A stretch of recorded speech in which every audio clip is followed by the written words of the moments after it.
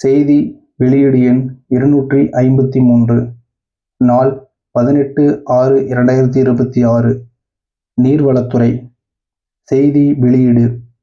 மாண்புமிகு தமிழ்நாடு முதலமைச்சர் திரு ச.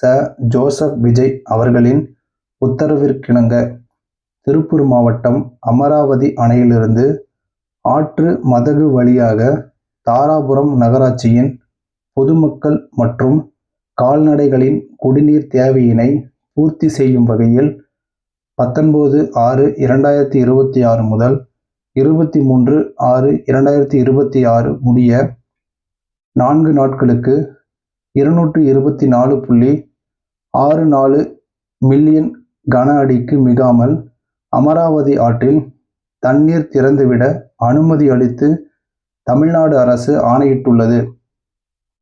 அரசு முதன்மை செயலாளர், நீர்வளத்துறை.